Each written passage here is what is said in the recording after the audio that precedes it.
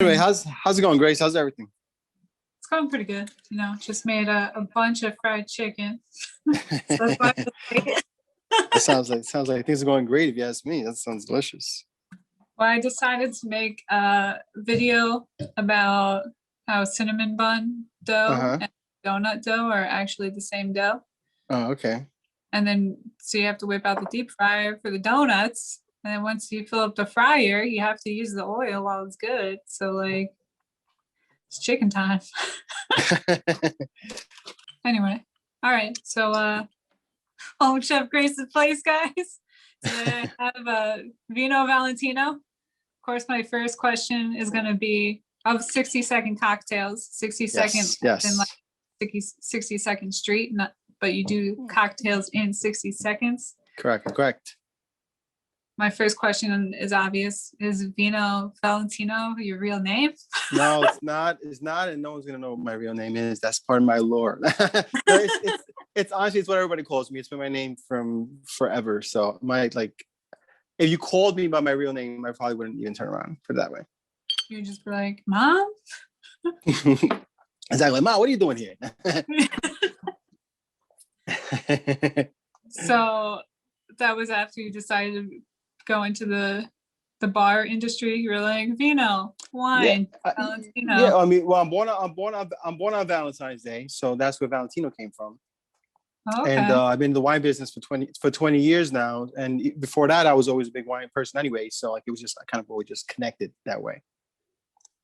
Oh, I was thinking too. I was like, I should have had him on Valentine's Day week, but yeah, that would have been a good plan. But we did that Valentine's Day week, Valentine's Day challenge, which is still technically on right now, but everyone kind of already got their cocktails in for Valentine's Day. And so we were busy, doing a lot of video watching that week because it was like crazy. Because normally our challenges, I mean, for your audience that doesn't know, if they didn't see the original video, me and a couple guys in the cocktail community, we put together these challenges every month. And, where we try to get everyone in the community, whether it's YouTube or Instagram, to create a cocktail based on a specific theme that we come up with. So like for Christmas, we did a Christmas martini. For January, we did a spicy cocktail just to kind of heat things up for the winter. And then for this month, we did a Valentine's Day themed cocktail. So it had to be pink or red, and it had to have like a chocolate garnish. Normally we give people a whole month to do it, and we did it for February, but everybody got it in before that because they wanted to get it in by Valentine's Day. It makes sense. We had a couple of stragglers, but everybody got theirs in. So anyway, so for those 2 weeks, it was like watching them like so many videos to try to, I like to make sure that if I'm going to put these challenges out, that I'm actually paying attention to what people are doing and stuff. Yeah, I just put out my own challenge. You guys inspired me, actually. Yeah, so you like the nacho thing or whatever, the nacho fajita challenge. Yeah, I saw that. It's like nacho season from like Super Bowl to like. Okay. But it is a bar food, if you want to get Yeah. A chef or cook, I am not. I eat the shit out of some bar food, but I'm not much of a chef. I mean, I cook, but I'm no chef for that way. I'm such an improviser. I just like to what's in the shelves, the cabinets here. Let's just bang something out, and it comes out good. I guess I have a really good palate. I mean, obviously, because before I started really focusing on cocktails, wine was my focus. So I have a huge wine base, knowledge base. And that's like all about tasting, right? It's all about your palate, about the smells, the aromas, the bouquets, this and the third. Did you do like a formal training for that, or did you just? Yeah, I have formal training. I'm not a sommelier, but I'm like the next best thing. I didn't want to do the sommelier certification because I know sommeliers, and a lot of them tell you like it takes the fun out of wine drinking. Whenever you do anything too seriously that way, it does tend to take the fun out of it. So I was like, I don't want to do that. I know a lot, and I love what I do. And so I'm not gonna fun out of it. I think a couple of friends of mine, it's really difficult, but a couple of friends of mine in college, I was like, I was just always interested in. I was in the pastry program, but I was always interested in everything, and I was a part of like a internship program. So I wound up working down from the guy who ran the whole like restaurant hospitality end of the school.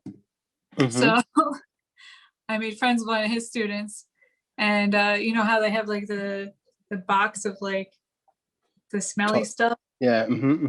So you can like describe the wine and shit. I just always had a blast like trying to figure it out. You know, it's fun. Yeah, I mean that whole process is fun. I'm talking about more because I know even from my own experience. You know, when I was working at my the venue, the previous venue, it was the kind of thing where, you know, when you're just drinking wine to drink it and you can explore the notes of the wines and stuff like that, or different tasting notes, it's a little more fun when you're doing it that way. But when you're under the pressure of making sure that it pairs well with the dinner menu and things like that, it does become a little more intense, and you still enjoy it. I enjoyed wine pairing, but at the same time, it becomes a real job. Like, and my clients were very high-end clients, and so like it was very important that I got that shit right. You know, it wasn't like you can't wing it, because, you know, I was also dealing with high-end caterers, you know, so these guys were making sure that it was so important to them that, oh, well, if you're going to pair the wines with our meal, you know, it's just got to come out perfect, you know, and I was really good at it though. Don't get me wrong. You know, one of the things I did was I took that kind of ability to like really kind of put flavor notes together and translate that to cocktail making too. So I did a lot of specialty cocktails. I could just think of things, and like what I like to do with cocktails is, or with spirits in general, is I like to taste every one of them individually. So I'll taste scotch or I'll taste a liqueur. I taste it by itself.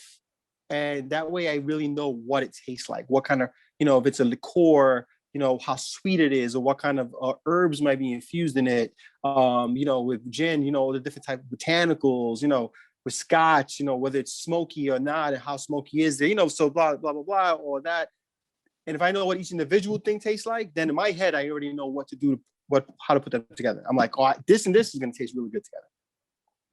I kind of do the same thing with food. You do it with food, I bet. Yeah, exactly. Yeah. I'm sure you know the seasonings that are going to work with this meat, or this pastry might taste good with this kind of, you know, flavor, icing, or whatever, you know. Well, and it's also, I mean, I definitely take that over into when I make cocktails, because it's all the same thing. But you have to think also more about with the cooking, like the different textures, how they play together, but also something I also take into consideration in the cocktails is the temperature. And I think a lot of people don't, when they're first starting, they don't understand, like, you know, like stirring a drink, shaking a drink, how cold do I want it to be? When it comes to wine, like people, I feel like they think like it's either chilled, whatever that means, or temperature. They don't realize like certain wines have certain temperatures they're supposed to be. With wine, temperature is far more important with alcohol, because with alcohol, you want to get it as cold as possible, really. You know what I'm saying? You want to get it as cold as possible without diluting it too much, you know, without the ice melting too much. So the colder you get it, sometimes like this thing here, so this here is just scotch, right? What I'll do is I'll put it all together. I put it as I actually love that beer. What I'll do is I'll put it together. I'll put my scotch, the rocks, everything. I'll keep it in the freezer for a little bit, just to get it really, really, really cold. When I know I'm gonna like do something like this, so I'm gonna have like a little interview or something like that, so that I can kind of stretch out the length of how cold it is. So with cocktails, you never want a warm cocktail. I mean, unless you're drinking a hot cocktail. A bunch of people in the comments being like, "Put ice in your scotch." Yeah, that's right. Put ice in my scotch. It opens up the flavors, folks. Right? It opens up the flavors. Don't let anyone tell you differently. You need to open them up. Otherwise, it's just too tight, too constrained, and you're not getting the full effect of it. You know. Like we like bourbon, scotch, Irish. Bourbon's my favorite. Bourbon is my favorite. I was just feeling scotchy today. I was actually watching something. The guy was drinking scotch. I said, I want a scotch. Yeah, bourbon's my favorite by far. I mean, I got Bullet here, I got Woodford Reserve here, I got a few different bourbons here. I love bourbon. It's that's kind of like that sweet flavor with a little bit of that smokiness that you get from the oak. That's it's like charred oak.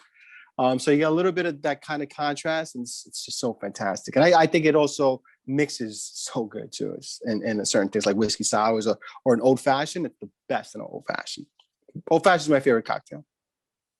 I feel like it's such a classic cocktail. Like it is. It took me a long time to start drinking like real alcohol, you know. But yeah.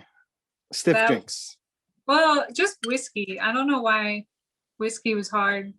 The last one I started drinking, but when I was working as a flight attendant, like everyone drank whiskey.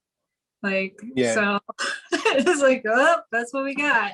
Look, I mean, whiskey is definitely the most, flavorful probably of the spirits because it's a dark spirit, right? So rum has a flavor profile like a light rum, but it's not that too distinct, Some people think it might taste like petroleum if you have like a bad one. Vodka shouldn't have any flavor, you know what I'm saying? My boyfriend, bad liquor has a. My boyfriend's Dominican. My boyfriend's Dominican. So he drinks a lot of Brugal. Brugal, is that his thing? Oh my God. And then when it's not even his thing. It's just like, that's what he knew was rum. But yeah, of course. We're drinking other things now. But I remember going I used to fly a lot to Barcelona. And for some reason, cool. Decided to do a campaign, like to try to advertise more in Barcelona.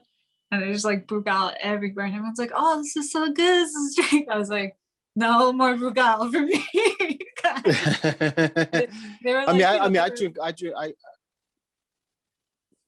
I grew up drinking Bacardi and Don Q. Those are the Puerto Rican rums. I'm Puerto Rican. So it's what you grow up drinking because maybe there's an ethnic connection, like your boyfriend or myself. But it could also be just the fact that everyone in your family's drinking it, So like growing up, everyone just drank Bacardi. That was what it was. And so I drank that almost exclusively through, I would say early 20s. And then at that point I started gravitating towards wine and whiskey. And I, to be honest with you, like when I first started like really getting into the cocktail thing, I was really just wine and whiskey. I never really drank. And I had drank rum for years, but just strictly Bacardi clear rums. But I didn't get into like the real gamut of wines, of liquor, like tequila and mezcal and shit like that, until a few years into my 20s. I feel like tequila is underrated because it's like the the party girl drink. But if that's evolved. That's evolved. Yeah. But that's changed. I think people are starting to appreciate it more. You're starting to see a lot more. You know what it is too, like because you get this like this 100% agave stuff is like the way to go now, and that's that raises the price of the tequila a bit. So people are taking that tequila a little more seriously. And then with Casamigos and George Clooney kind of sophisticating the whole thing, and then the rocks, Terramana is super popular. So there's definitely been I think an evolution of the way people treat tequila. There's still that cheap tequila stigma. What do you think parties and shots and shit? Because I'm not a fan of the Casamigos. I gotta be honest with you, it's really good. It's really good. It's great. They're aged like their añejo and their reposado is really, really good. It's super caramelly. It's actually really good. The Blanco, Blancos are I would say Blancos are pretty universally equal for me in terms of when you look at a certain quality of tequila. It's when you get to when they start to add the darker ones, it starts to become, you start to notice the real differences and the nuances and stuff. And they even make a pretty good ass mezcal too, Casamigos. Maybe I was trying that. Mm-hmm. Yeah, but you got to remember, just because it's made by a celebrity doesn't mean it's not good. These guys have the resources. Who doesn't love George Clooney? Like, come on. Exactly. I expect George Clooney to make a good tequila because he's fucking George Clooney. He does exactly. He wouldn't do anything that would even remotely tarnish his cool guy image. He's like the modern day Sinatra, right? Like he's the guy, right? Yeah. And the fact that he made this tequila based on him and his friend saying, "Hey, let's make a tequila that we would like to drink," and that's where the idea came from. And then it took off, and it's good. And these guys, like I said, these celebrities, they got the resources to make sure that they get the best, agave, and that it's fermented. They make sure the factories are great, and all of their the guys that are producing the stuff are the best of the best. They're not like your average kind of startup. You know what I mean? Like The Rock invested a lot of money into that company. Really? And of course. And so you got to figure the money that he's putting behind it to back it, you know, he's going to get the top-notch guys. And we're talking about we're actually talking about tequila that's not that expensive. Terramana is not that expensive. Terramana is a nice priced tequila. You know, we're talking $30-$35, you know, depending on where you go, which is a good price for a quality tequila. Is it the best tequila in the world? No, it's not, but it's not supposed to be the best tequila in the world, you know, because then you'd be charging $60 if it was, you know. Then it'd be Don Julio or something like that, you know. 1 second. I kicked the boyfriend out. So and I was like, eat a sandwich on the porch.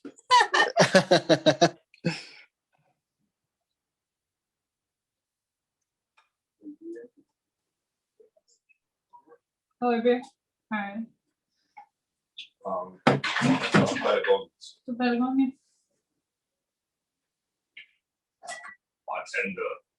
Okay.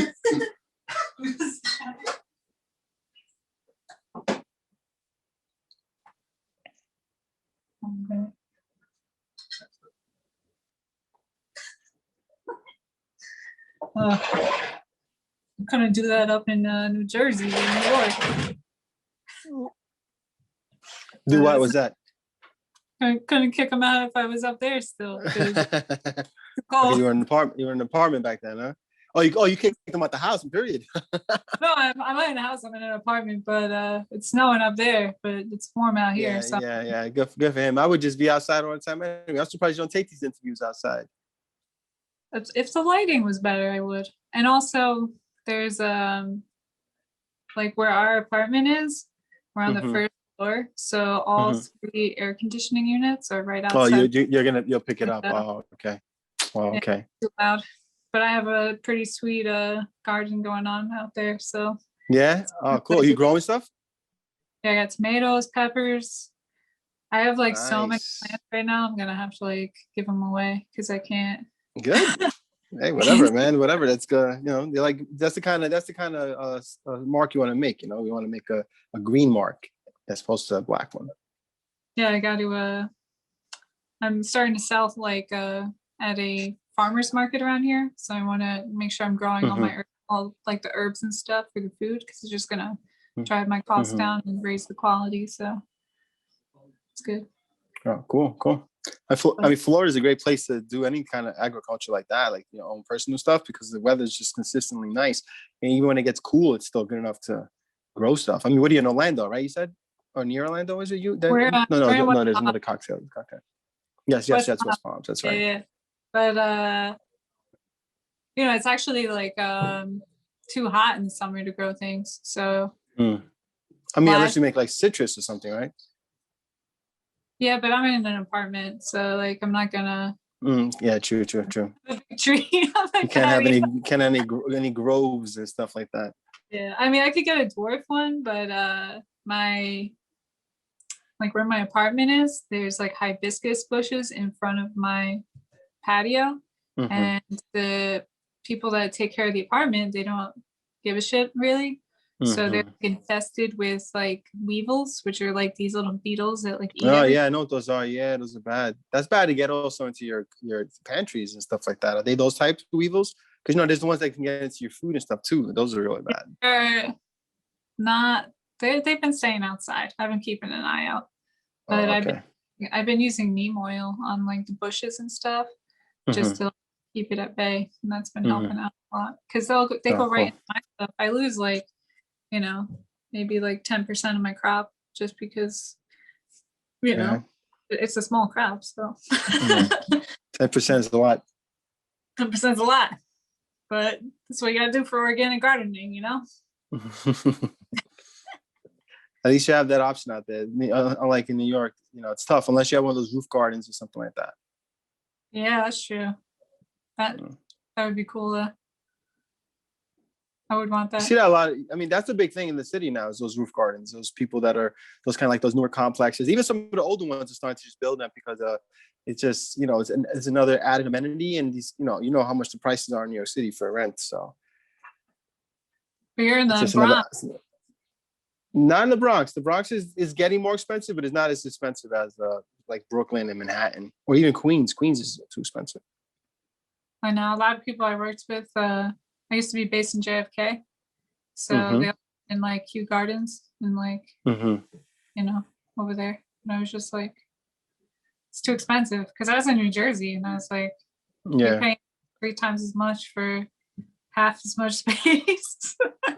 So I was like, I I'll mean, you gotta take be paying a fraction. You gotta be paying a fraction now out there in Orlando, right? I mean, in West Palm compared to what you're in the city, right? well, I was in New Jersey, so I think it's like if you think about it, it's the same because although we get like more, like I got a 2-bedroom now for $12.75, which is a great price. But You never get, you never you get that. up there, No, not out here. if you factor in like people are like, oh, Florida's so great because there's no taxes and blah, blah, blah. But there's no income tax, but there's Mm-hmm. sales tax on everything. So Mm-hmm. like Mm-hmm. kind of lose your money that way, and then you Mm-hmm. can claim it back at the end of the year. Also, I mean, there's also like a lower income threshold. Like, people aren't making as much as they make in the city. I mean, I don't think Yeah, that's like straight across the board, but it's a pretty general thing. it's pretty much straight across the board. Like Yeah. you're not making anything. Like the jobs that you would make $15 an hour up there are like Mm-hmm. $10 an hour down here. Yeah. It all balances itself out. It really does. I think that's why Florida's great if you have your, like a steady online business, or if you're retired, or where there's just income coming in that doesn't rely on employment in the actual state. Yeah. Like if you could take if you start a steady online business somewhere and you can take that and then just say, hey, you know what? I'm making, let's just say I'm making $50,000 a year selling something online, but I live in New York. Well, I'm going to Florida, dude. It's an online business. Exactly. So that's what for that 50,000, yeah. So say 50,000. You're lucky you can get it. You find an apartment in New York for 50,000. In Florida, you get yourself like a decent apartment, and you live in warm weather. You buy a house. You buy a house. Think about it. Yeah, it's true, man. It sucks. And it's funny because they're like, oh my God, that area over there, it's so hood or whatever. I'm like, what are you talking about? There's palm trees. Yeah. Palm trees. As long as it's palm trees, it's not really a hood. I mean, listen, at the end of the day, it's you make the quality of life for yourself wherever you are, right? I mean, obviously, it'd be great to be under the sun all the time and stuff like that. But New York has its perks. I will say it's getting harder to live in New York. For many reasons, not just financially, but just the fact that like it's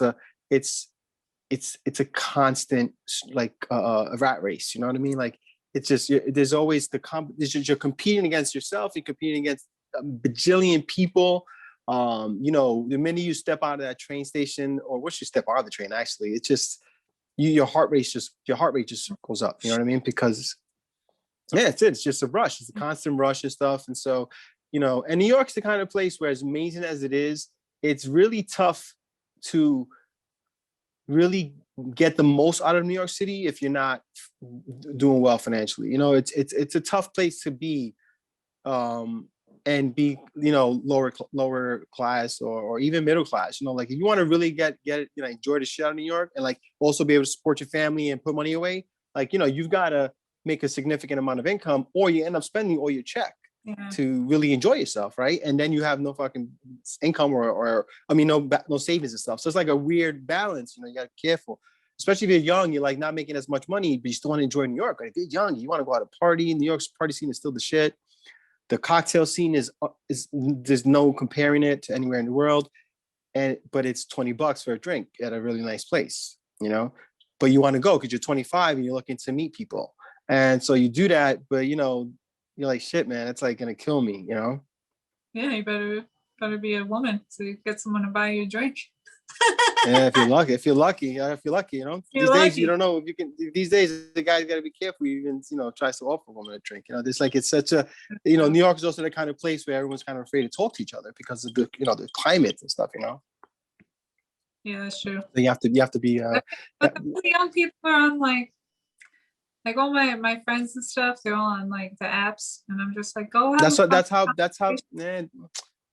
That's how people meet nowadays, I think, because it's the safest thing for people. It really is. It's the safest. I grew up in an era where you went out to a nightclub and or a bar, and you saw a pretty girl, and you went up to her and talked to her, and if she shut you down, she shut you down. And that was just kind of the way it went, right? That was the hunt, right?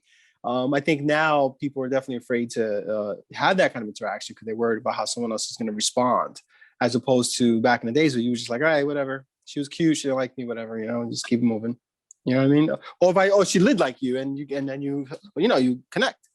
Yeah. But that kind of organic stuff is, I know a lot of young folks, and that's definitely not the way to meet people anymore. It's completely online, through whatever, Tumblr, is it? Tumble, Bumble, or some shit. I don't know, whatever whatever the apps they use, these kids. Tinder. Tumble?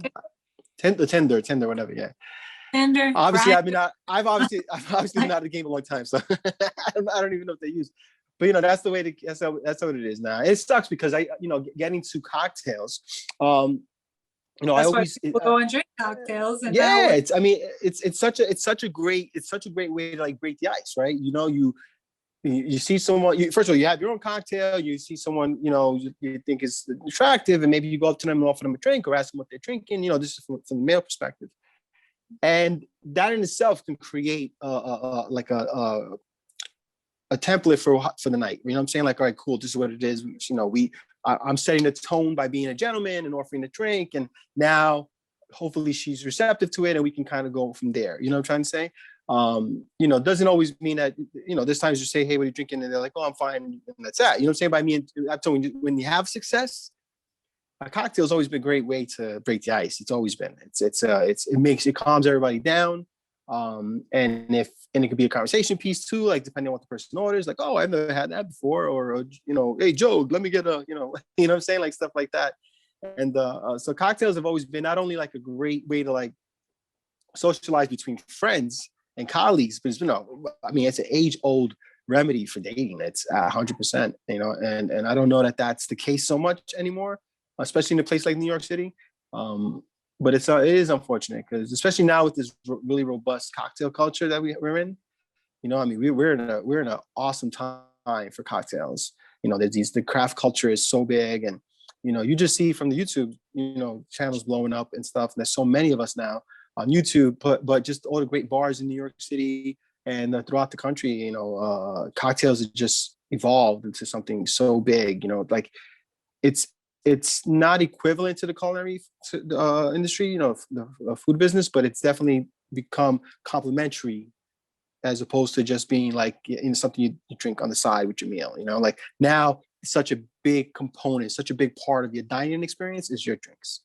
Well, I think it's probably on the same level. It's the same. It's not. I don't think it's separate from the food and drink. And if anything, you guys definitely make more money on the cocktail than yeah. No, that's true. What I mean is because but the thing about alcohol is there's a the markup is ridiculous. Yeah, I can tell you that. That's a fact. But I mean, in terms of I'm talking about in terms of its broad appeal. Alcohol has far more restrictions than everything else. There's the age limit. There's people maybe don't drink for religious purposes. There's the fact that you don't drink and drive. So like what I mean that it's not quite on par with food is because of those limitations. I think in terms of people's respect and admiration for alcohol is probably the same as food. But I don't think it's ever going to reach the level of food because of the fact that food has no limits outside of allergies, right? But that's very unique and specific. Whatever religious people. Was that the same thing? You can provide food that is suitable for people's religious beliefs. There is no alcohol for Muslims. You understand what I'm trying to say?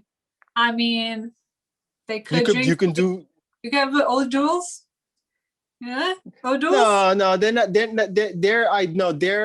You can technically, but their thing is that the idea of drinking alcohol is not a good thing. Like, so it doesn't matter. You don't even want to fake it. Like, that's just, it still means that you're accepting this idea of drinking alcohol.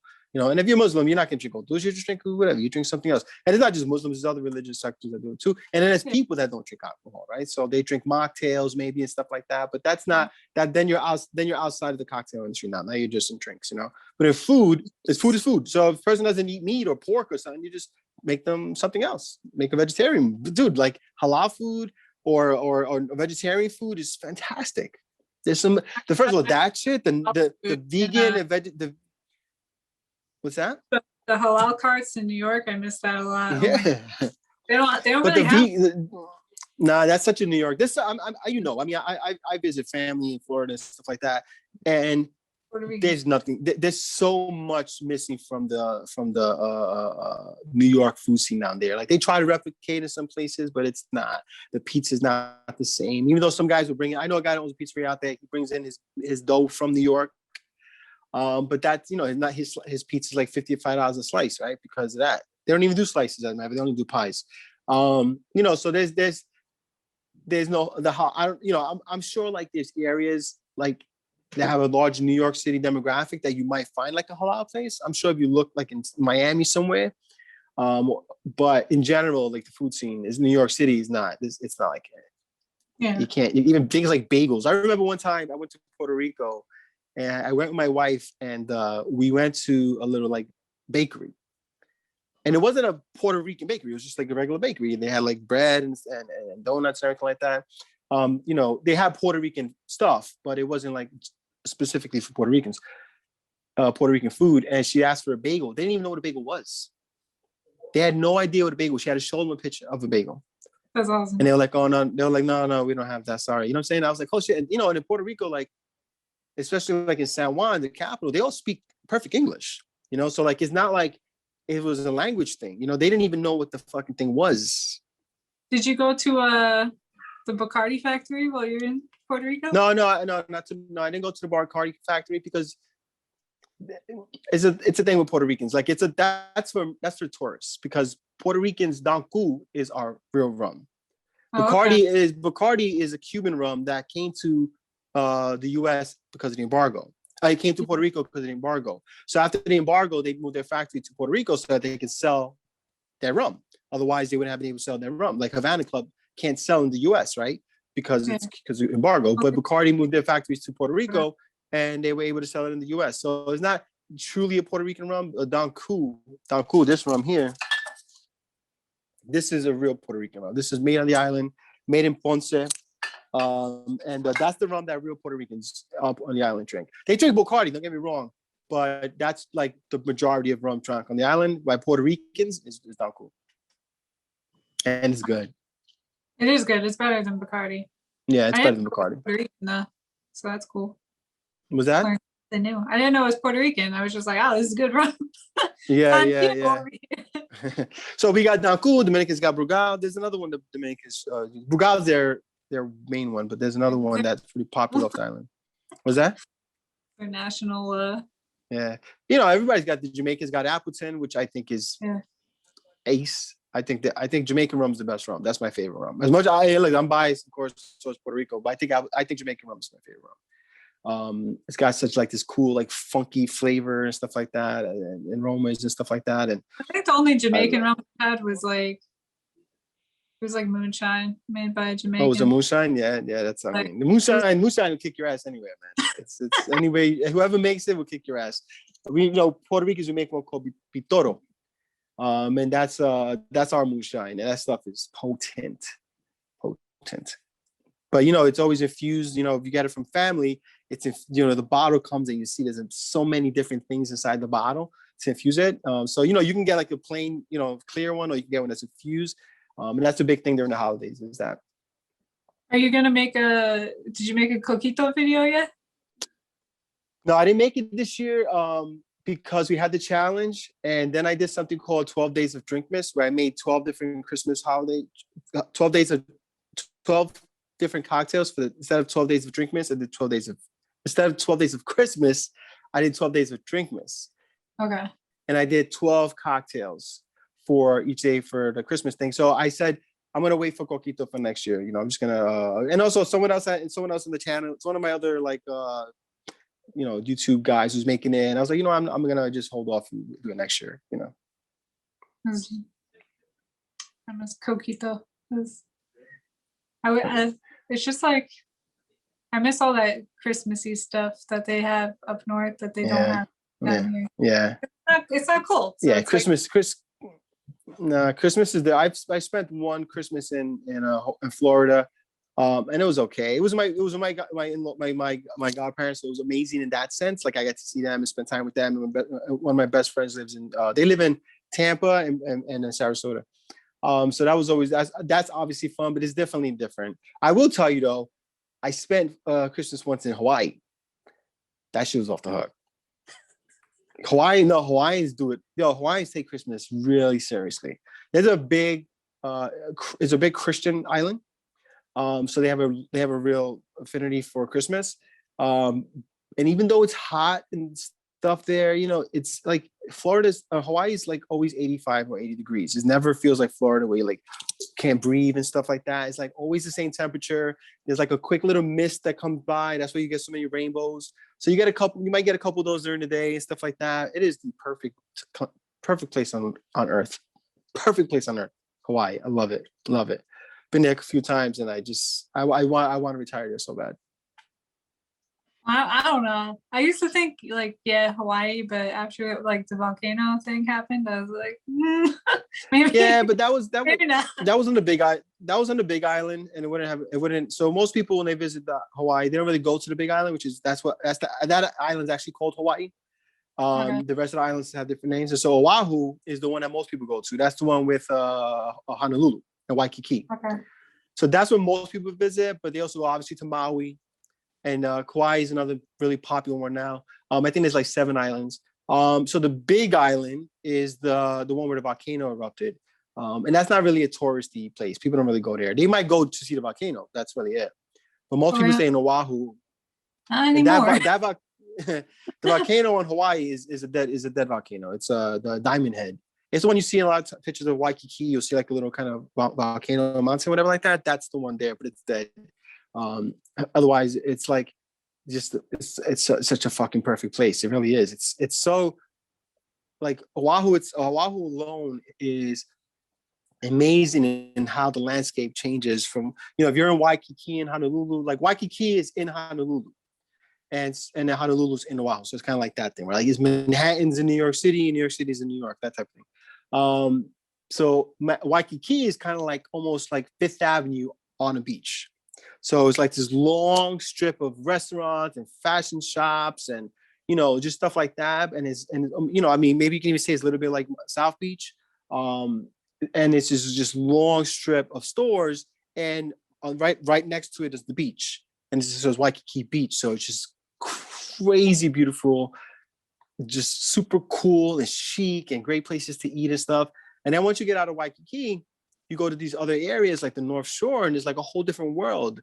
There's like it's very diverse and different areas in Oahu. I mean, I recommend anyone go to Hawaii. It's such a dope place. And if you like tiki drinks, they invented the tiki drink. What makes the tiki drink? I don't make tiki drinks. What was that? What makes the tiki drink a tiki drink? It's really the type of ingredients that are being used. There's a lot of ingredients. It's usually served with shaved ice or crushed ice. They use orgeat, which is, I'm sure you know what orgeat is. It's an almond syrup. I don't know if you use it in cooking. So it's an almond syrup. And that's what orgeat is. Is it so like syrup infused with almonds or? It's not. I don't know if it fuses. It's not infused. You have to actually like take the almonds and like crush them and like drain them and stuff like that. I've never made it. I know how it's made, but I never made it. It's so good. I love orgeat. It's so damn good. I'll use it as in place of simple syrup in a lot of my cocktails.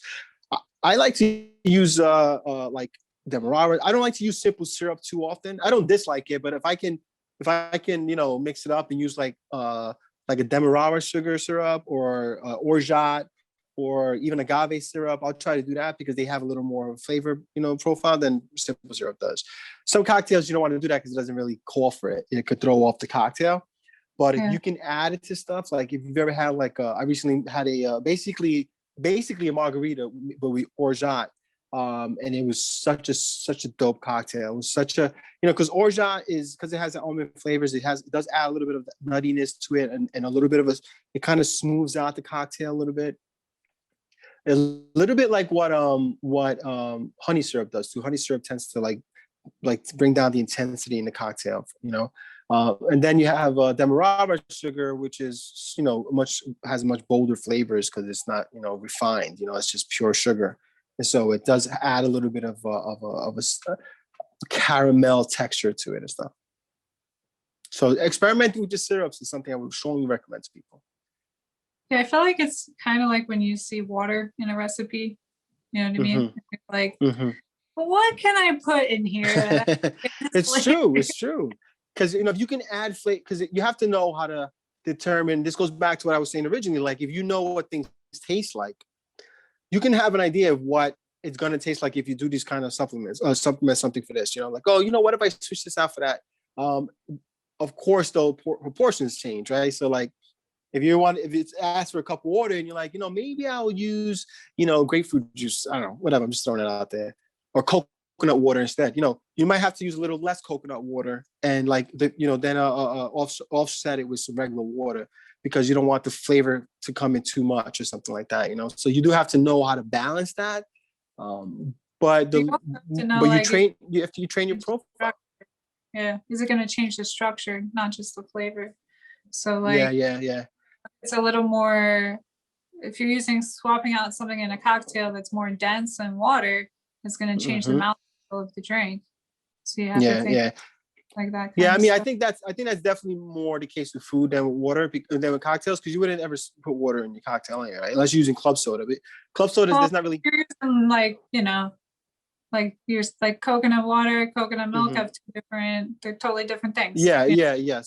If you're doing that kind of cocktail, yes. If you're doing something a little bit off the beaten path and stuff.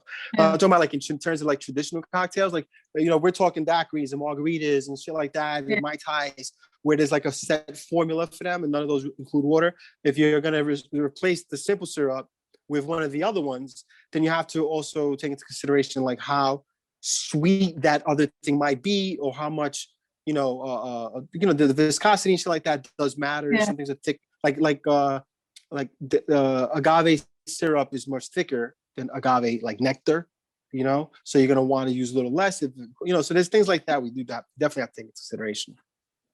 And some things just don't like really probably work that well together, like, you don't want to add, like, you don't want to do it because it could change the cocktail so much that you might not enjoy it, Yeah, it's not, and that's okay. But like agave syrup and whiskey and not something you would put together. Is it going to ruin the cocktail? No, of course not. But it doesn't work as well. But agave instead of simple syrup for a tequila cocktail, that's the move right there, because it's agave. It comes from the plant that the tequila is made from. It works, how do you say? It works together because it's symbiotic or whatever it is. So that always really works well. So a lot of people make margaritas with agave instead of simple syrup. I don't actually put any sweetener in mine. If you got a good tequila and like really fresh lime juice, and use a really good orange liqueur, you don't need any simple syrup. That shit's gonna be bomb without any simple syrup. You don't need to sweeten it up. It's gonna be a little more sour or whatever maybe, but it's gonna just be perfect. Like, I do a 2-on-1 in my portions. I do 2 ounces of a good tequila. I do an ounce of fresh lime juice, and then an ounce of Cointreau. That's the perfect margarita. I have this orange liqueur, and I'm still trying to figure out what it is. What's it called? I had it in Barcelona, and I you had it. Oh, you don't have. You had it. Okay.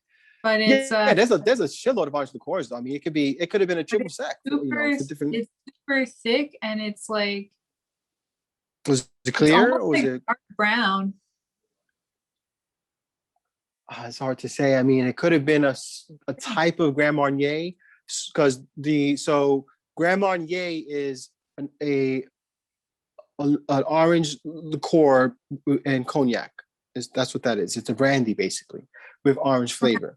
And so like in Europe, brandy's like huge, right? It's way bigger than it is in the US. So you'll find a lot of infused brandies out there. And so think that like orange, that kind of Grand Marnier, there's other brands that make it. They're like their own version of it. So it was probably something like that. It might have been some sort of orange infused cognac or something like that. Yeah, maybe, because I was asking them if it was Grand Marnier and they said no. But it was like, it was this color, but with an orange tint. It was like, really Yeah, I mean, listen, not knowing what it was, surprising. I'm assuming it was like just their own version of orange cognac, orange, Yeah. infused cognac, which is great, right? Grand Marnier is my favorite orange liqueur. I love it. I could drink Grand Marnier by itself. Yeah, itself, it's so good. But It's so damn good on its own. so how did you get started in all this? So I went to school for graphic arts and communications. I did that. I was in PR for about 4 years. I hated it. I was also doing music. I was in a music group, hip hop group, like kind of like an alternative hip hop group. Did like kind of like Tribe Called Quest and stuff. And that was, that was going really well for a while. But unfortunately, we had a group. We had an internal fallout.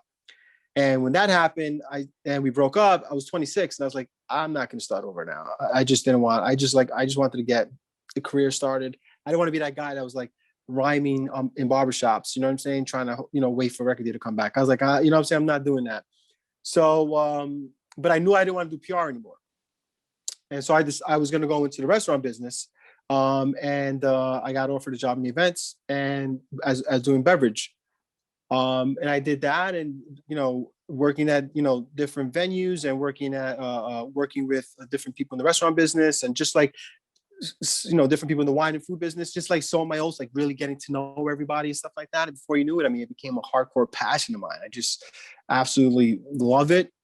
When I decided to do YouTube, wine had been my main focus for forever.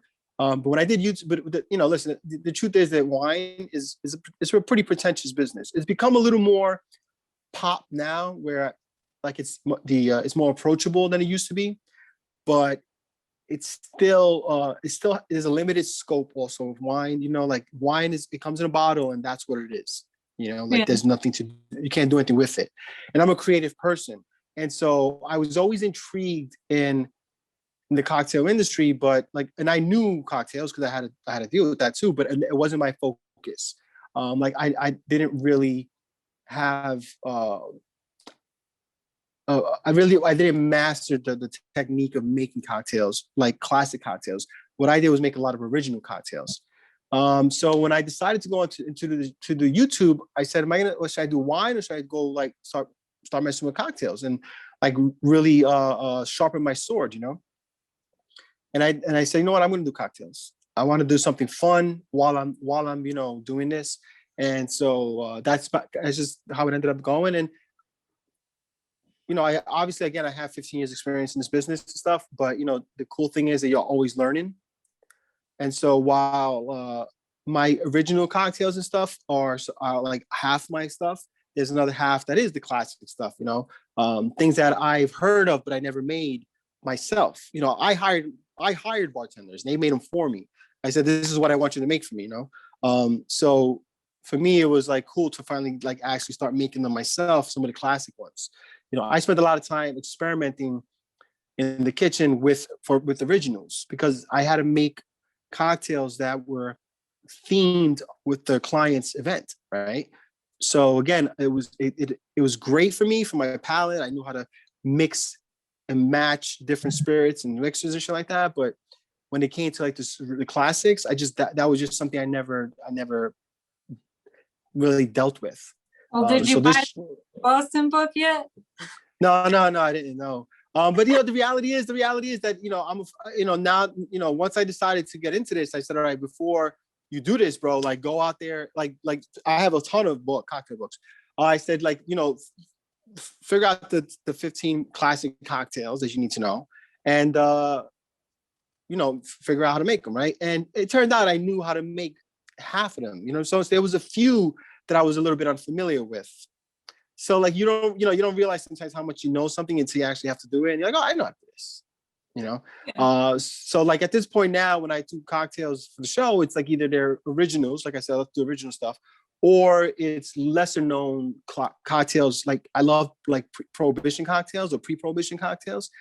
So what I do is I try to look for cocktails that like existed at that time that aren't really popular right now, and make those, because those are so fun, because they're, you get a taste of the old world with those. You really do. When you taste some of these old classic New York cocktails, you're like, shit, like that just tastes like it was created back then. They're so spirit forward.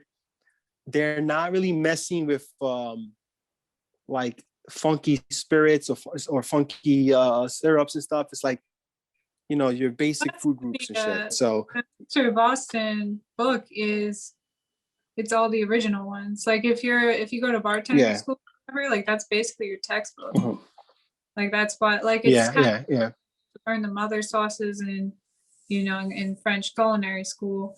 Yeah. All the cocktails are based off of the cocktails in that book, which is good because it kind of gives you a map of like where everything started and then how it goes off, which is why I love it.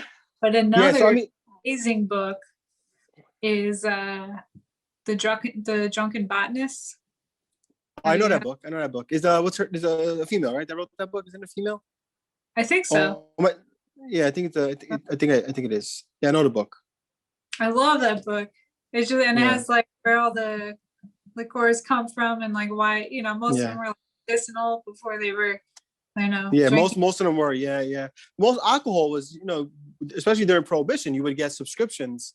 Doctors would give you a subscription for alcohol, you know, for whatever ailed you. That was one of the ways people got around it.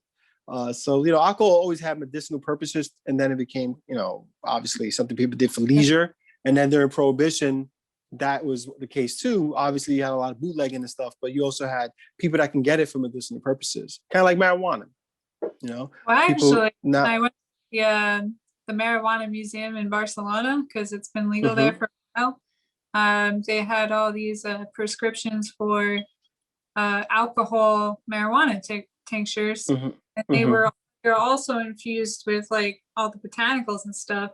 So I'm also wondering, wait, did all these alcohols also have like hemp and weed and shit in them? And then I'm sure they did. I'm sure they did because they had to take it out because of the fucking against marijuana. I mean, it's like Coca-Cola having cocaine in it at one point. You know what I'm saying? Like shit like that. Like, you know, there was, you know, these things were. But they take out the, you know, the good part. the good part. But you know, it's what happened. I mean, listen, what happened with Prohibition when Prohibition was repealed, the guy who was in charge of the, you know, the task force, I forget the guy's name, for Prohibition, he was going to lose his job. So he needed to find something else to make it legal because marijuana wasn't illegal at the time. And so he decided to go after marijuana because one, he needed something, and two, because it was a big drug with the Mexicans. Mexicans use a lot of marijuana. And so it was a total racial thing. You know, he wanted to basically. I mean, that was actually a little bit later, but the first, like before that happened, the paper companies, like the timber mills or whatever, they were lobbying against marijuana because marijuana, like hemp, is a much that's true. That is true. Yes. Yep. For paper and making soap and all that other shit, and it's renewable than waiting 100 years for a tree to grow. So they lobbied against that, but then that happened with, you know.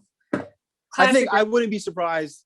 The way, you know, the way things work is like that. Those lobbies went to the government and said, hey, you know, this, you know, we got to figure out a way to stop this, and so they created some sort of thing. You know, it's like with the electric cars. The electric cars were big in the 90s, were coming out in the 90s, right? And then the fossil fuel companies were like, you know, the gasoline companies like, whoa, we got to stop that from happening. And so they lobbied the politicians just to basically stop funding any of those electric car things. Now, obviously, it's a different animal. Now they can't really stop it. The train's going. But it was one of those things, you know. That's why Tesla they still try, of course, but I think the shopping mall instead of going to a dealership because they made it illegal for Tesla to have an auto dealership. Yeah. But I think the momentum now is so strong in that direction. I mean, all the major car companies. I mean, you saw Cadillac had a big, huge marketing campaign during Super Bowl. Ford is really big on top. You know, they know what's coming, man. You can't stop it. Listen, you can't. What was that? The Hummer's coming out. No, it's. The Hummer, they're doing an electric car now too. Wow, I didn't know that. Which is ironic, right? When you think about it, because those guys, the gas guzzlers of the 90s. They, you know, the reality is that, you know, you can't stop these things from happening, especially with global warming. You know, whether you believe it or not, it's there, it's out there, and people are going to start gravitating towards things they think could be better for the environment. And if it's cost efficient, they're going to do that too, because everything's just so expensive and stuff. And there's just no way to stop certain things like that from happening. It's like any type of progress. Like with marijuana, it's gonna be legal one day. It's gonna be fully legal one day. You just can't stop it. The momentum's already there. It's already there.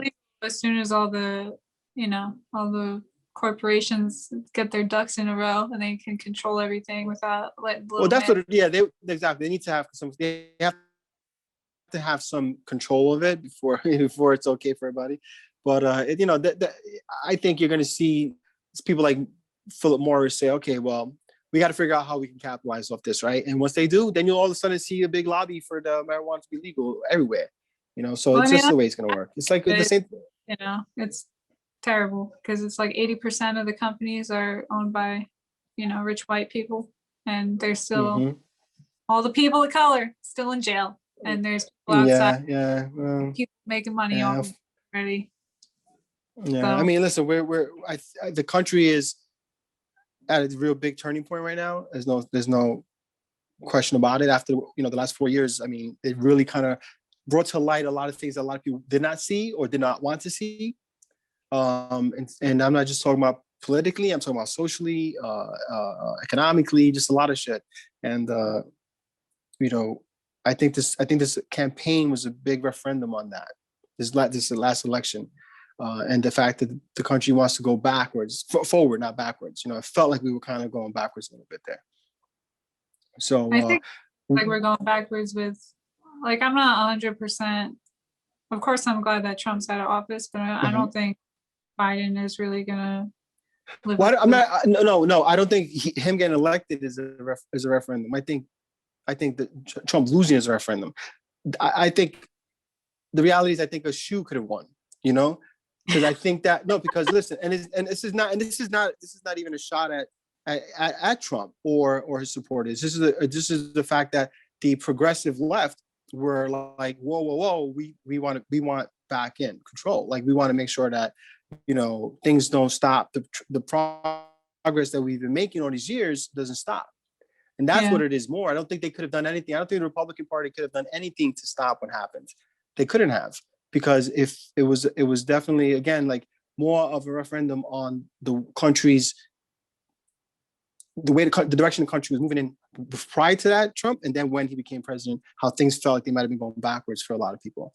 And so, here we are. Listen, he doesn't guarantee, nothing is guaranteed that things are going to change. 4 years is not a lot of time to change a lot of what happened, a lot of the animosity that Americans have for each other, a lot of the policies that went in that may have hurt the country. Some of the Supreme Court justices that are going to be there now for the next 50 years that may not have the same views as the people that voted for Biden. You know what I'm trying to say? So it's going to be tricky. It's going to be tricky. It really is. I think at the end of the day, it's unfortunate because I think that we all want the same thing as Americans. Like, we all want the best for our family. We all want a good job. We all want shit like that, but then we get caught up in this divisiveness of politics, and it's unfortunate because I know so many people on both sides of the fence that they're literally the same exact person until you bring up politics. It's like their lives are they're parallel. Like, they all love this. They love the same food. They love the same team. They love the same car. They love the same music. They love everything the same. Then all of a sudden you bring up politics, and all of a sudden it's like, oh, wait a second, you guys don't even.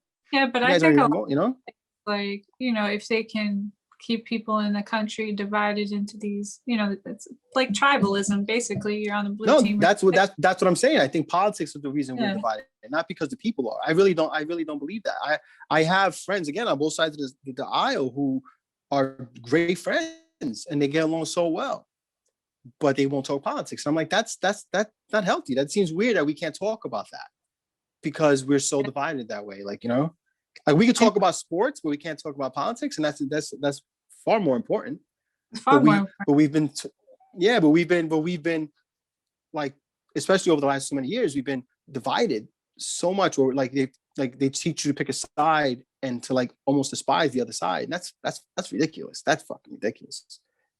It's ridiculous. I really, and I think these last 4 years was really unfortunately, listen, and I don't like to discuss politics too much. No, I'm a big political.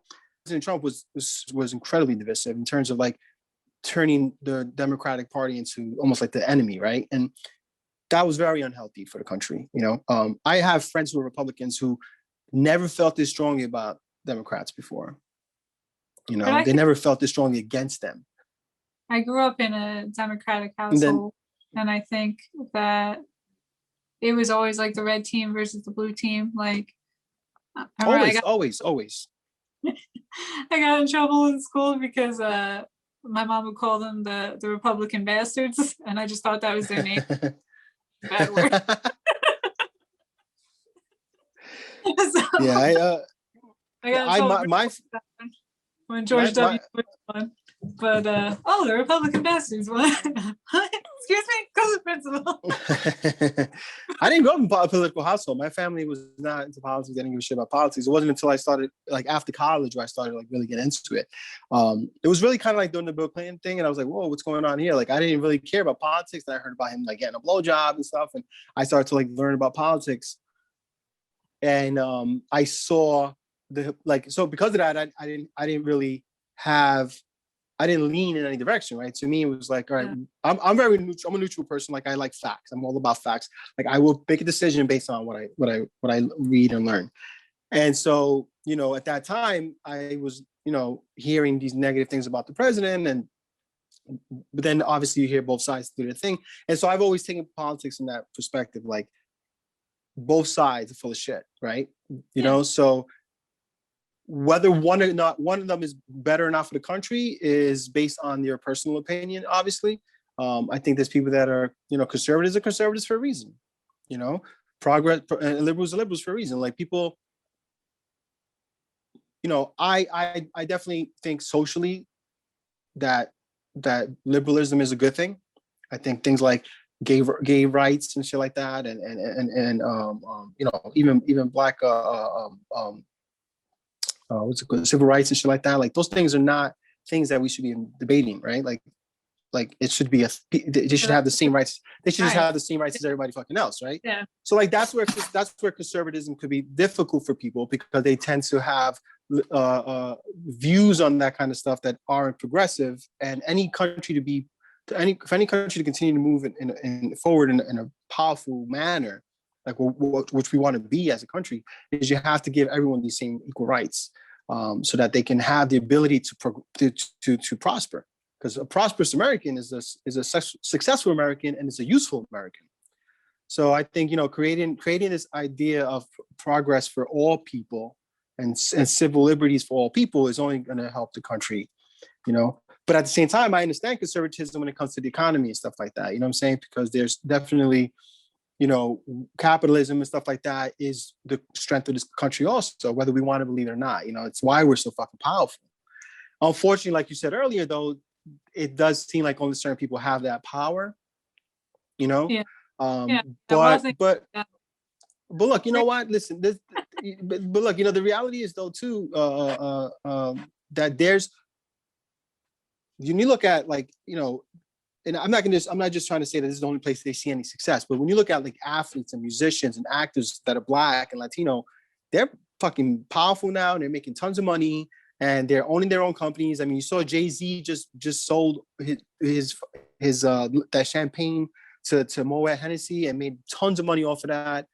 So, there's guys that are going to, I think, change that power balance at some point. They're gonna, even politically, you see a lot more minorities in the political realm. So I think there's going to be a more of a balance at some point.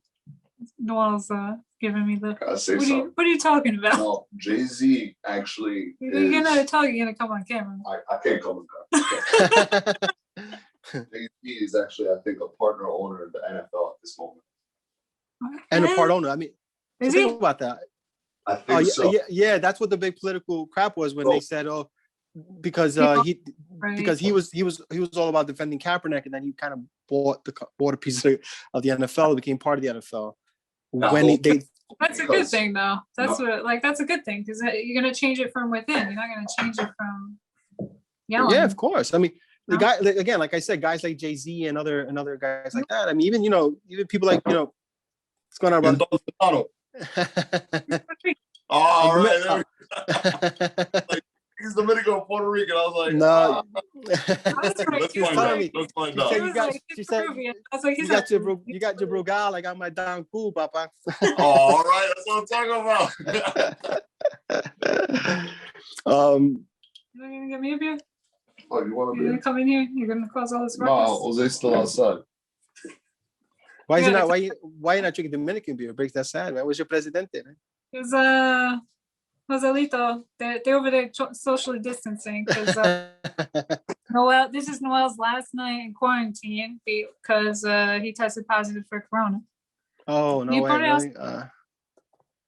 Yeah, but I mean, it's a good day, so I actually didn't get much done because whenever he's home, I'm not getting anything done. Trust me, I know. When my daughter's in she's doing virtual school, and it's just been basically like schooling and like taking care of her while she does it, and it's so hard to get anything done. It's so hard. It must be hard to learn anything either.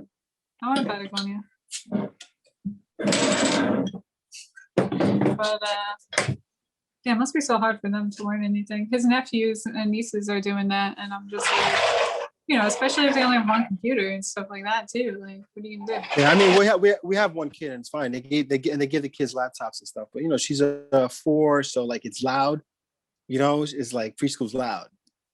So I'm on my computer trying to focus on on doing things and stuff. It's like all I hear is da da da da da da da. You're like it's like jumping out the window.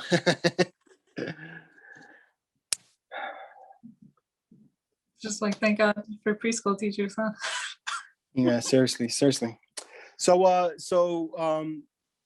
great. So what's your deal? Like what do you plan to do in terms of this little channel of yours?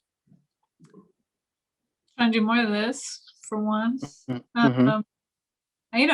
Everyone's goal is to get monetized, so that's definitely the goal. But I'm trying to do online classes. I started a website, but I'm still kind of learning like how to make it look good and how to make things. Like I'm gonna have to do a Zoom. I'm gonna do like Zoom classes. Yeah. But I got to figure out like I'm probably gonna use my phone and like how to work the camera angles by myself, that kind of thing. Yeah. So I'm gonna have to maybe I'll do like a free one or something. Yeah, you should probably put the phone horizontal if you're gonna do cooking classes. That way you can cover more of your workspace. Because right now it's narrowed down this way, you know what I'm saying? So like if you're gonna be showing like your kind of dishes and plates and stuff, you might want to widen it out. Yeah, I think I'm gonna do that. But I'm also trying to figure out because like the lenses on the back are obviously better than the one on the front, but I can't see anybody. So yeah, but the ones in the front, are fine if you're like this is the front facing camera right now of mine. Yeah. You know what I'm saying? So it's perfectly fine if you got a newer phone. They're like 8 to 10 megapixels now, these things. I mean, even like whether you use an iPhone or a Samsung or something like that, as long as you got enough megapixels and good lighting, like I only have one light on. If I had 2 right now, it'd be like fucking high def. So if you have a good light and which looks like you do because you're pretty bright back there. If you have a good light and a good front facing camera, I wouldn't be concerned with that. Especially Zoom, people's expectations are like, this is not going to look like crazy. You know what I'm saying? You can get your message across, like I said, this is an iPad too. This isn't even an iPhone. So like the front camera on this is less than my iPhone. All right. You know what I'm saying? So like, yeah. So I mean, if I did it on my iPhone, which I use sometimes for other things, I use like Discord and stuff with some of my guys, like that one, the front facing camera on the iPhone is really crazy. Now, what do you got there, an Android or iPhone? The iPhone. I just got it too because my other one was like. Is it a 12? Is it 11 or 12? 12, the new one. It's a 12? Oh, I forget. The front facing camera on that is amazing. All right.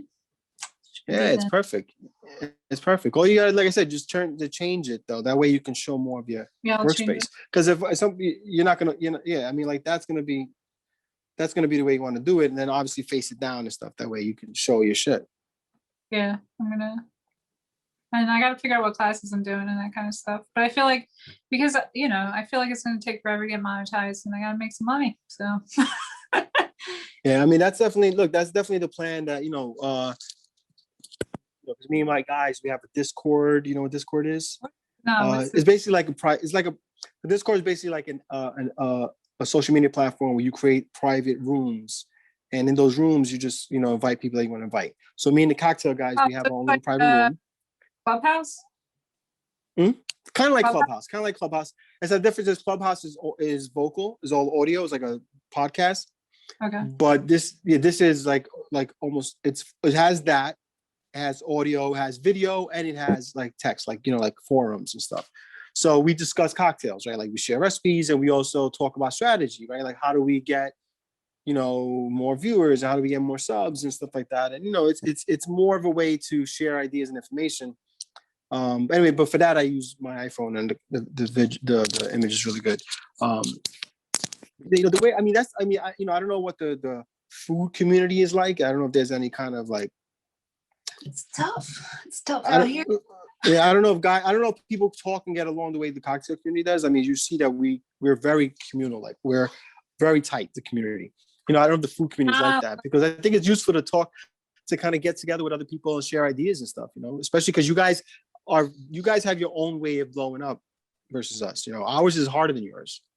Well, I also think we could use more community like you guys have. Like, that's why I wanted to do that challenge, because I'm in like a Facebook group on Facebook, YouTube cooking creators, if anybody wants to join. But there's a couple like people that are super like vocal in it and participate. But like the Nacho Bowl challenge is a perfect way to basically like say hi to the people in the community, because once people know you, the whole point of the Nacho Bowl challenge, it's not really like, the reason I put like you could win by like getting the most likes and comments, but that's not really the point. The point is to encourage people to like and comment on other videos. So your video gets more engagement, so the algorithm will like it more. But number two, if you're commenting on someone else's video and you actually have something to talk about, you can make that friend. You can network that. So I think it's definitely, the one thing that we found is that by developing this community is that we've been able to, like I said, share ideas on not only like cocktails and stuff, which is always great too, because there's some people who are professional bartenders, some are home bartenders, and so the reality is that everyone can learn something from each other, because a lot of the home bartenders are really big into making like syrups and stuff and making kind of homemade stuff, right? And then a lot of the professional bartenders just know all the great recipes, right? They know how to bang out all the good cocktails. So like, sharing of ideas is really good. Well, even Rob was like the editing and stuff, like that's a resource, Yeah. I mean, and that's the thing, like, everyone shares different kind of resources they may have. Some guys are good web builders, some guys are good marketers and stuff. Then there's also just like, how do we maximize our ability to like expand our niche and get more views and get more subs, because that's the hardest thing. It's so hard, especially in the cocktail community. YouTube doesn't really push the alcohol, what I'm saying? Like, that's just something they don't, because for one, it doesn't go to a certain age group. So when you have to click, kids watch this, you say no, it automatically removes you from a certain amount of people. And then I think in general, they're just not pushing the alcohol content very much. The same thing with food is that you don't really come up, because it's a thing, like, for instance, like people they search for a cocktail they want to know how to make, like, right then and there. They're not just watching content, but then when they watch a couple of your videos, I like this guy, you know what I mean? And then you start coming up on their home screen and stuff. Like, most of it I watch, it comes up in the suggestions, Yeah. I mean, the thing is, you become a search, you could be, it's hard because you could be a search channel or a subscriber channel, right? So, a search channel means that someone just was looking up how to make an old fashioned, they'd watch your video and then they keep it moving, right? Yeah. or you become a suggested channel, which means that the person that is being suggested your video because they're into cocktails. And so they're like, hey, here's another great cocktail channel. So that means that person is more invested in the idea of in watching your stuff because he's already into cocktails or wants to watch more It's also cocktail the stuff. entertainment, you know, like you over there, you talking in a New York accent, you got the Rat Pack, Mhm. like people are like Mhm. invested in that experience too, not just you can learn, you know, any kind Yeah, well, yeah, of course. I bachelor. mean, you're investing in that guy because not only does he provide something, the niche that you like, but you like his personality, you like his style, you know. Because of course, there's a million people doing, and our thing is tough because of the restrictions. Your thing is your niche is tough because there's so many people so many cooking. people. Oh And I'm my always God, there's so many trouble people for fucking cooking. cursing, and I'm sorry? always getting in trouble for cursing and mentioning marijuana. So, but what I did, honestly, I made a trailer, like a minute trailer, and I just put an ad on it, and I've gotten like 200 subscribers. And like, yeah, good for you. You have to cut through the, you know, all the noise. So if you don't do, like, I feel like at this point, if you don't do, there's so many people on YouTube that it's like that sometimes you got to spend money and make money on that part because you do, you really do, if nobody knows you're there, then what are you doing? You know, you're talking into empty space, right? You know, and that's definitely, you know, the one thing when you get into this whole YouTube business is you are concerned, like, you know, you're gonna spend this time creating content that you know you're good at. You know, you're the content too. It's not like you're spending time. Yeah, your product costs money. This stuff wasn't free. You know what I'm saying? I didn't take this from my job. I bought this shit. And so, like, you know, you're buying product too, you know, so you want to be able to know that you're investing in this stuff and that people are actually paying attention. So that's the thing. That's the scariest part. The thing is, like, you want to make sure it's getting in front of the eyeballs that are interested. And I think when it comes to doing the ads is good because it's not, you know, when you first start out too, it's like, you know, it's all your friends, you know, you just friends. Yeah, it's your friends and family. Everyone that you know, like, but you really have to get it in front of, they have all different interests and they're just supporting you because it's you. You know what I mean? And yeah, exactly. And you would do the same thing. I mean, if your friend has a mechanic channel, you know, you're gonna subscribe, you know, to show him love, but you're not gonna probably watch it because you're not really into cars. You know what I'm trying to say? You might watch it once in a while, but it's not something you're gonna sit by and idly wait for it to happen because you're not really into cars, you know? Yeah, exactly. But actually, my friend does have a car channel. It's funny. I've got a friend who has a web design channel, and you know, it's like I support him, but I mean, it's not my thing. So like, yeah, like I go on Rob's every time I'm like looking for like figuring out how to do something because I'm like, well, if I'm gonna look it up, I might as well see if he has it so I can support him. His Photoshop stuff is the stuff that's really useful too, because if you want to learn how to like edit photos and stuff like that, which is something that we all kind of do, that's definitely something that he says that's one of his more successful pieces of content. Yeah, got to get that evergreen content. But then also I started the Valentine's Day. I did a cookie short off my phone because I've been doing shorts. Oh yeah, I saw that short. Yeah, I saw that one. But like for like the nacho short I did, like I think because it was filmed on both my camera and my phone, and the formats were different. I feel like maybe the algorithm doesn't pick it up as a short because did you hashtag it shorts? Yeah. You did all that? But then I hashtagged the Valentine's Day cookie one for shorts, and it got like 3,000 views in one day. Yeah, it's you know, it's interesting because I remember my first one I did not hit the shelf. That's what they call it, the shelf. But these last two did. But the thing that sucks is that like now, so you know, this is all the shorts thing is like in beta still. It's, you know, so the way it is right now is there's no subscribe button on the video for certain phones. It's weird. So like, you know, I got 1,000 views on my most recent one. I didn't get one sub, but the last one I got like almost 20 subs, and I had 600 views. you know, but because they're messing with it, and it's like, you know, unfortunately, I think that because it's still in beta, there's not going to be any kind of reliable information on whether or not these things really working out. You know, I think they work when they're going to work, but it's going to get oversaturated though too. Don't get it wrong. Like at some point, putting up a short may not even be worth it.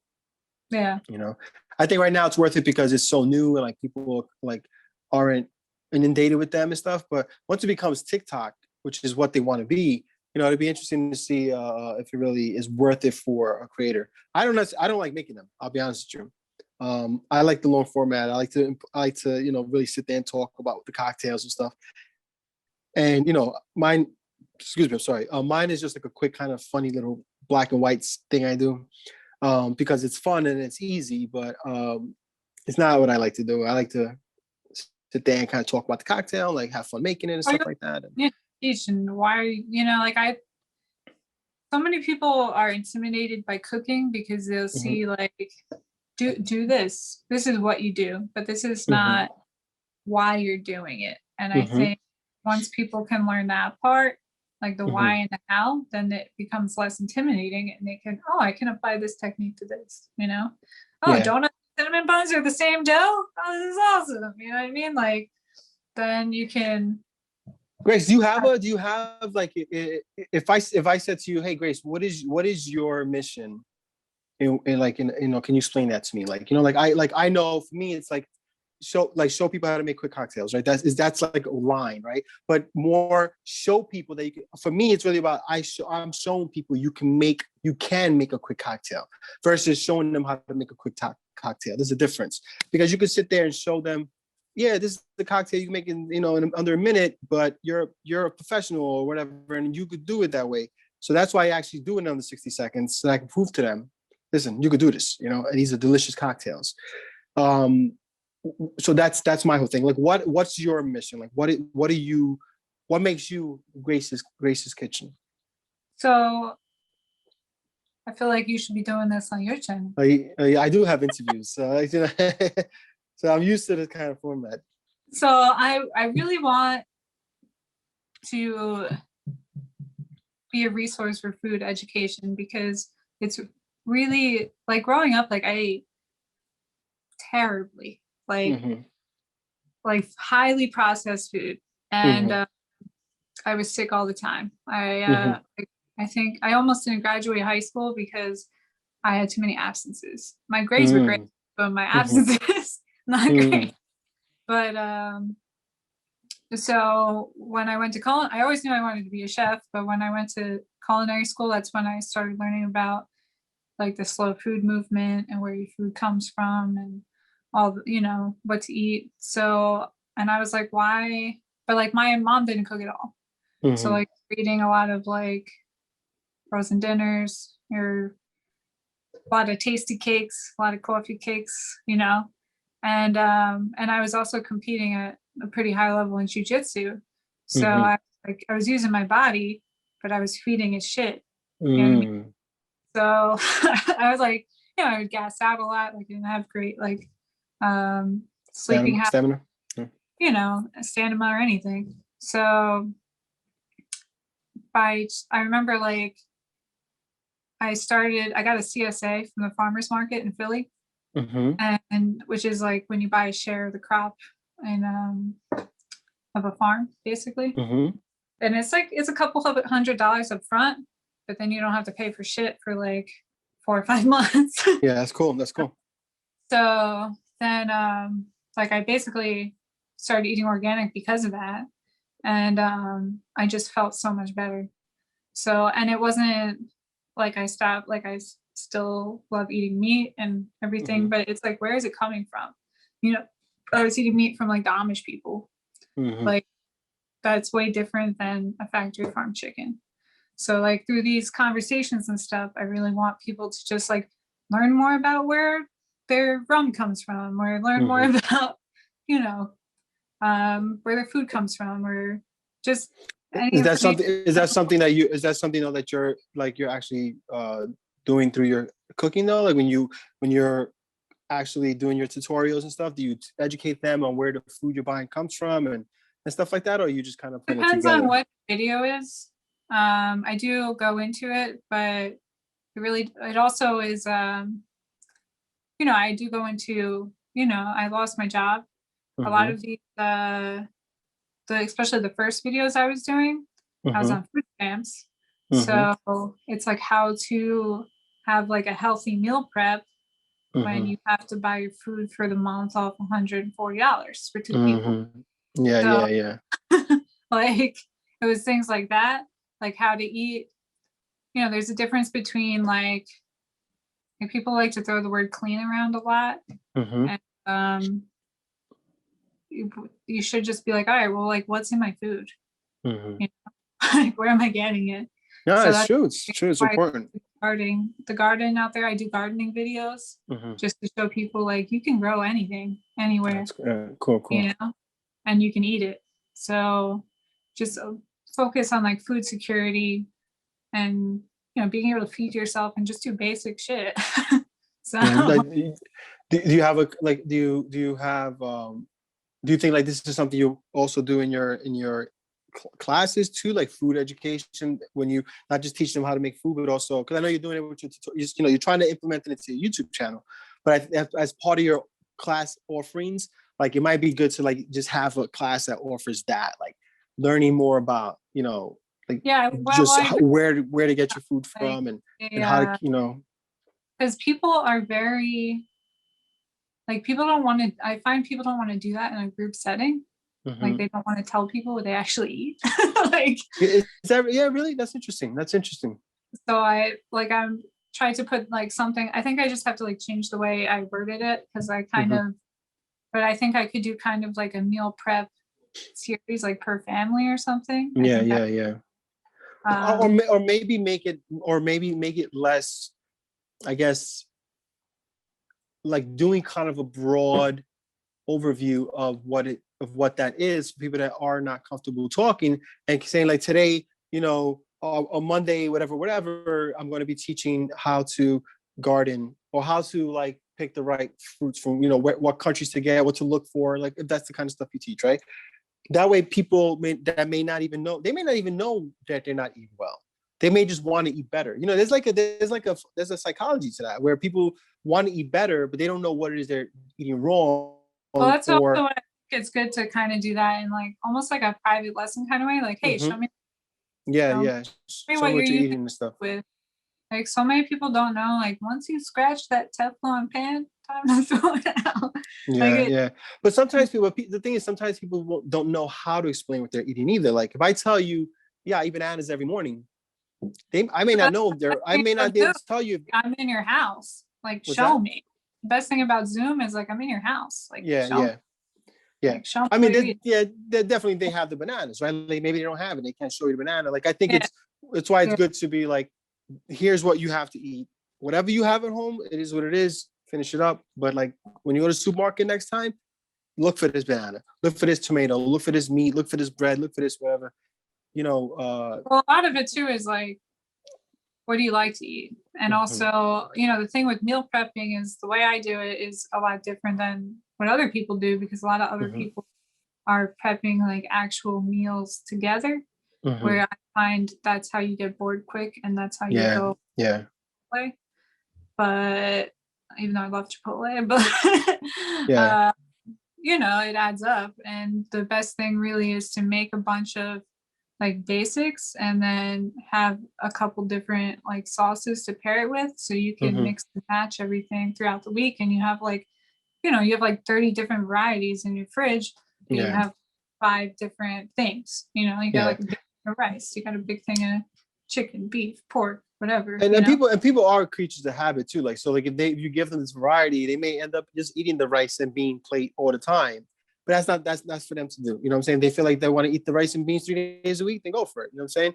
But at least if they have the options of choosing different stuff, you know what I mean? Versus saying like, this is the plate you need to have every day. Because, a lot of like, you see like people that are really hardcore dieters or gym rats and stuff, they do their food prep, and they'll, for that whole week, it's like grilled chicken, broccoli, and some other kind of like a little starch or something like that.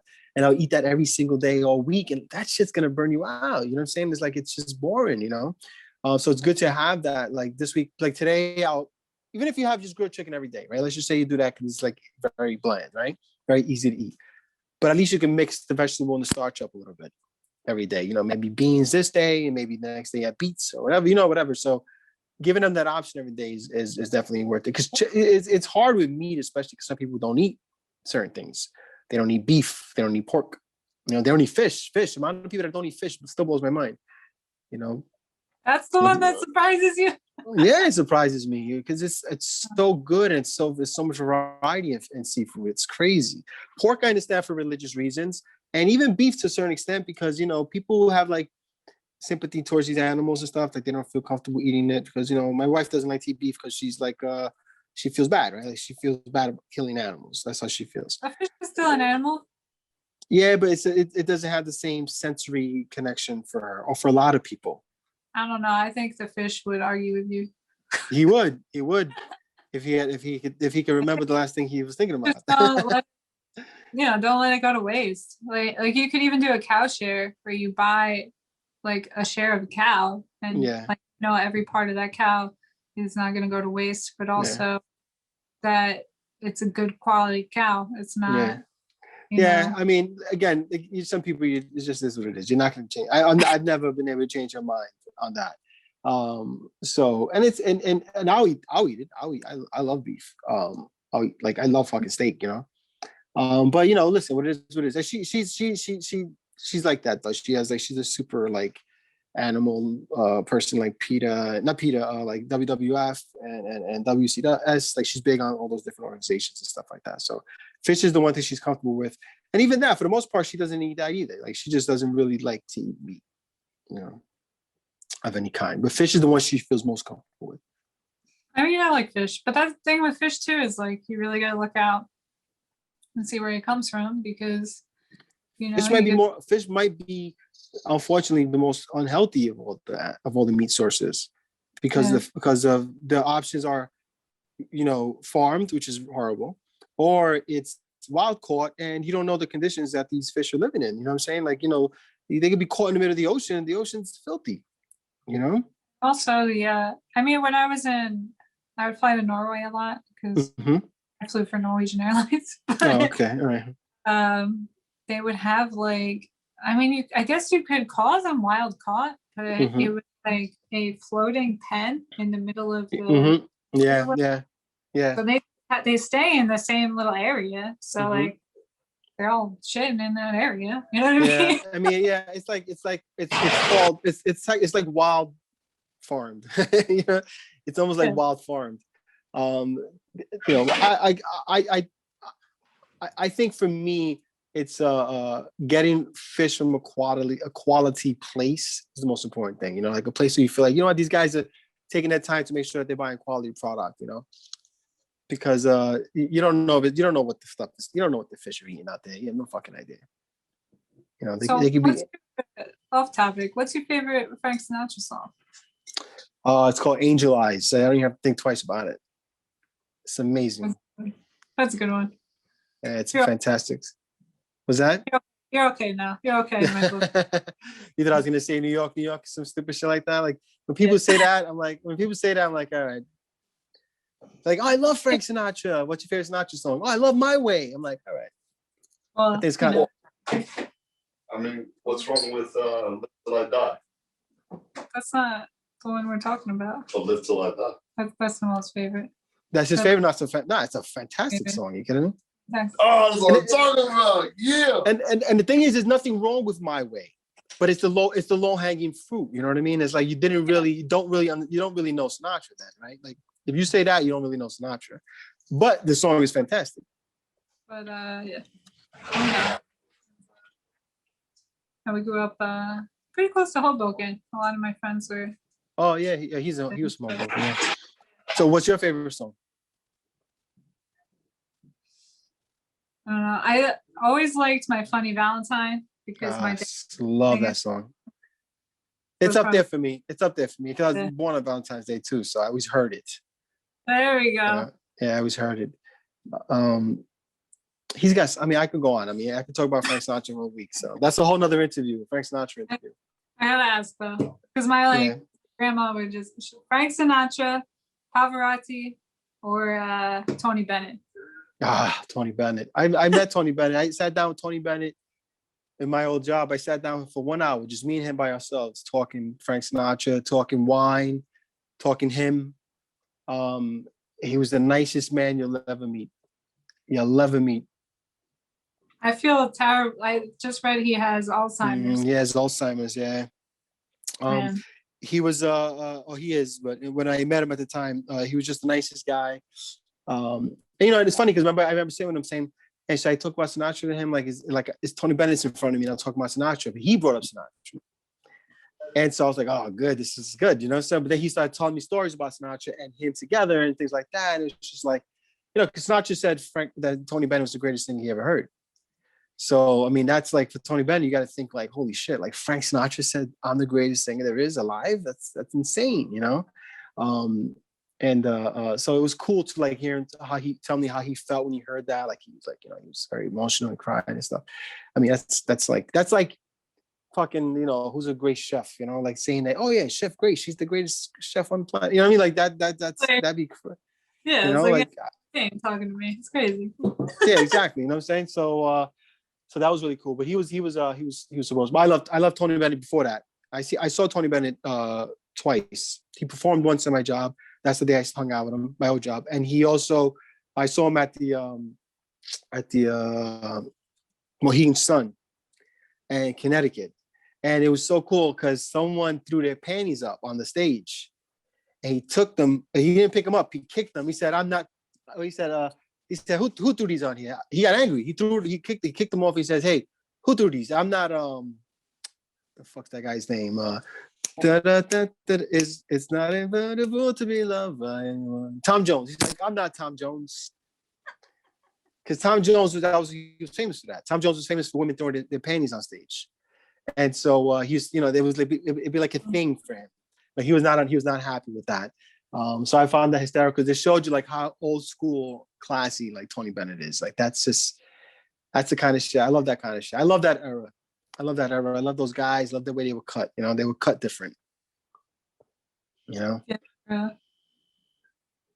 So like George, that's why we go back to George Clooney. George Clooney's like a relic at that time, right? Like they don't cut men like that no more. Like guys like, they just got this natural kind of cool factor, right? And they just kind of get it. They don't sweat the small shit, and they have a lot of respect for themselves and for people. Respect means a lot to them. Respect means a lot to me. It means everything to me. And that's the kind of way it was back in the days. Especially those kind of guys. Like Jay-Z might be the.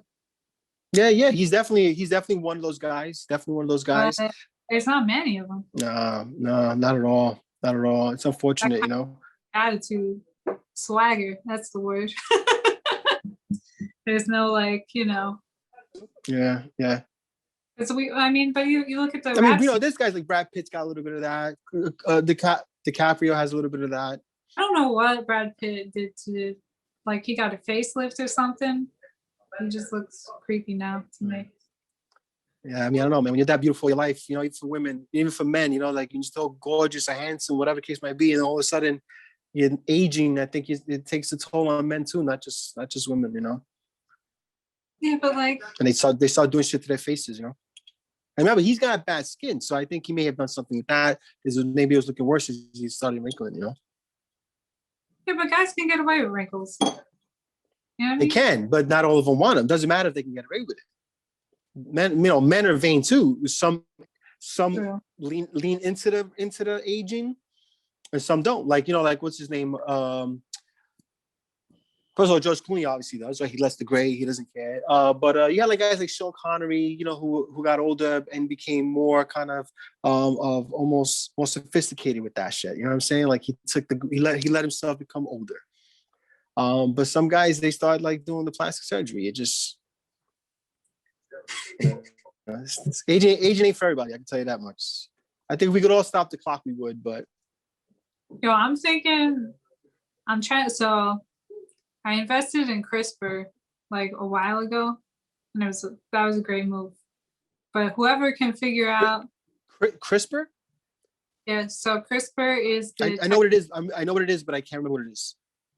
yeah, it's a technology where they use it to edit genes.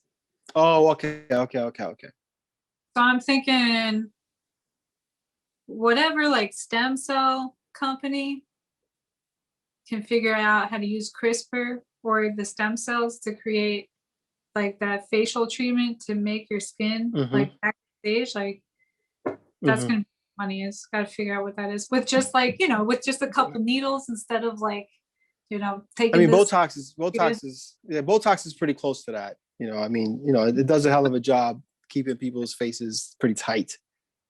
Yeah, but that's botulism, like you're just realizing your face so it doesn't move as much. Like, but and you got to keep doing it too. You got to keep on doing it. When I took the Serve Safe for like your food handler's license, when you like the manager one, you learn all the diseases and shit. So for people listening too, who probably don't know this, botulism comes from when you dent a can and then the tin gets the botulinum bacteria in it, and if you eat it, you'll it'll like how it paralyzes your face, you get paralyzed. So explain that more. It's actually interesting. So when a can, is this where any can gets dented? I think it's got to be a tin can. That's why you like in a restaurant. Like if I open this can, I can't like you have to empty it out. You have to pour it out. You have to pour it out in something because you might get botulism. That's why you don't want to buy cans either. Because if it breaks the seal from being dented, that's when you get the problem of botulism. Huh. Good to know. Now I got to look at my pantry. I think I got a can. I got a couple dented cans I got to have to throw out after this YouTube. I'm like, I don't know. I'm not fucking getting botulism. Now I got good momentum going right now. YouTube. I messed it up with that.